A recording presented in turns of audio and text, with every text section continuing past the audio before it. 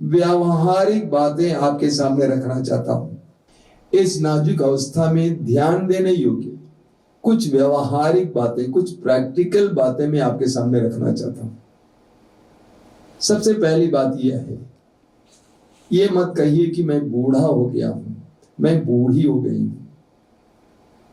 आए दिन मुझे देखने को मिलता है कुछ नारियां जो 50 साल की हैं, बूढ़ी हो चली, कहती है कि मैं 50 साल की हो गई हूं।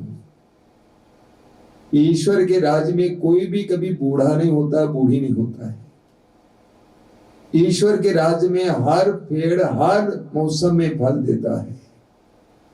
इसलिए अपने को युवा बनाए रखिए, अपने मन और हृदय को युवा बनाए रखिए। कुछ हंसिए, मुस्कुराइए, चुटकुले सुनिए, सुनाइए। मन को युवा बनाए रखने के लिए कुछ पढ़िए, अगर आप पढ़ सकते हैं, कुछ सुनिए। पहली बात यह है कि अपने को बूढ़ा मत समझिए। जिस समय आप बूढ़ा समझेंगे उस समय से आप गिरने लगेंगे। दूसरी बात, 50-55 साल के बाद भोजन पर नियंत्रण रखिए। पेट भर मत खाइए, उतना ही खाइए जितना आवश्यक है, और वो भी अच्छी चीजें, पौष्टिक चीजें खाइए, अन्य चीजें मत खाइए। टेस्ट के पीछे मत जाइए, स्वाद के पीछे मत जाइए। जितना आपको आवश्यक है उतना ही खाइए। तीसरी बात, आज के जमाने में ज्यादा व्यायाम की आवश्यकता नहीं होती है। अधिकतर चीजें मशीनों से हो जाती है। मशीन से कपड़ा धुलाया जाता है, मसाला पीसा जाता है, इसलिए व्यायाम के लिए समय कम है। इसलिए आपसे अनुरोध करूंगा, 50-55 साल के बाद रोज टहला कीजिए। ये मत कहिए कि मैं घर के अंदर चक्कर काटती हूं।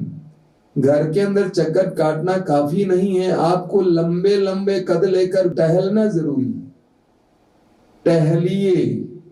जो कंप्यूटर में काम कर रहे हैं, आपके लिए अति आवश्यक है कि आप टहलें। चौथी बात है, पति पत्नी एक साथ रहें। इस अवस्था में एक दूसरे की उपस्थिति, एक दूसरे का सामीप्य आवश्यक है। प्रभु यीशु ने कहा, जिसे ईश्वर ने जोड़ा है मनुष्य अलग ना करे। पता लगाइए कौन कौन सी चीजें हैं जो हमें, पति पत्नी को एक दूसरे से अलग करती है। हो सकता है वो नशा हो सकता है कि वो टीवी हो, मोबाइल हो सकता है कि आपका व्यक्तिगत शौक हो, ये भी हो सकता है कि कोई मित्र हो। उन सारी चीजों, उन सारे लोगों को दूर रखिए। एक दूसरे को सानिध्य दीजिए, एक दूसरे के साथ रहिए, एक दूसरे को महसूस कीजिए। पत्नी किचन में काम कर रही है, आप भी वहां पहुंचेंगे। आप ये नहीं कहेंगे मैं पैसा दे रहा हूं ना, आप ये नहीं कहेंगे कि मैं रिटायर हो गया हूं। अगर पत्नी रिटायर हो जाए तो खाना कैसे खाओगी? अगर वो किचन में काम कर रही है, आप भी जाइए, वहां खड़े रहिए, आप भी कुछ काटिए, कुछ कीजिए, बात कीजिए, सहारा दीजिए। पति बाजार जा रहा है, पत्नी को भी ले चलिए, उसको भी दुनिया देखने का अवसर दीजिए, लोगों को देखने दीजिए।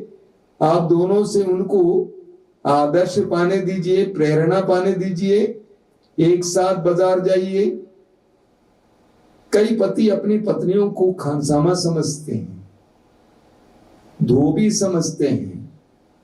ये बहुत निकृष्ट विचार है, गिरा हुआ विचार है। इस विचार को निकालना है और सच्चे पति पत्नी की जिम्मेदारी निभानी है।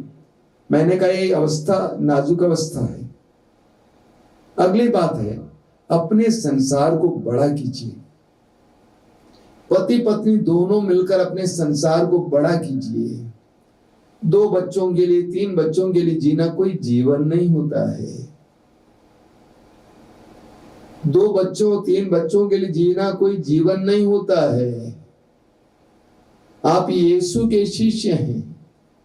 जिन्होंने अपने आप को सारे संसार के लिए अर्पित किया, उस यीशु को देखा कीजिए और अपने संसार को जरा बड़ा कीजिए। वर्षों पहले आप अपने बच्चों की देखभाल करते थे, अभी अपने संसार को बढ़ाइए, बड़ा कीजिए और आसपास में ढूंढिए किसी को आपकी आवश्यकता है। आपके पास बहुत समय है, 2 घंटा निकालिए रोज। आसपास में कोई संस्था है जहां पे अनाथों और दुखियों की सेवा होती है, उनके पास जाइए, उनसे मिलिए, उनको प्यार दीजिए, सांत्वना दीजिए, उनकी दुआएं मिलेंगी आपको। या आसपास में गांव में मोहल्ले में कोई बीमार पड़ा हुआ है, कोई वृद्ध पड़ा हुआ है, पड़ी हुई है, उनके पास जाइए, बैठिए, माता जी कैसे हैं, पापा जी कैसे हैं, उनके लिए प्रार्थना कीजिए। अपने संसार को थोड़ा बड़ा बनाइए, छोटा मत बनाइए। आप जितने छोटे संसार में रहेंगे उतना आपको घुटन महसूस होगा। बाहर निकलिए, लेकिन साथ निकले, दोनों एक साथ निकले। अगली बात है, एक साथ अनुग्रह के सिंहासन के पास जाइए।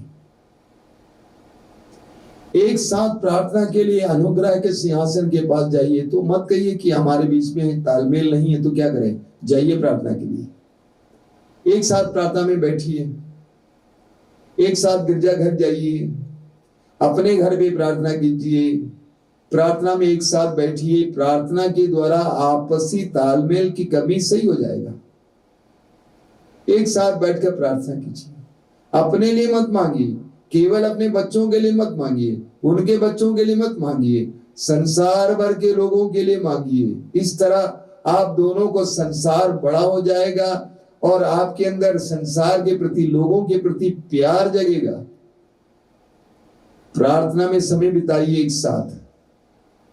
मैं आज प्रार्थना करता हूं कि हम सबके परिवारों को प्रभु आशीर्वाद दे। आइए हम प्रार्थना करें। अपनी आंखें बंद कीजिए।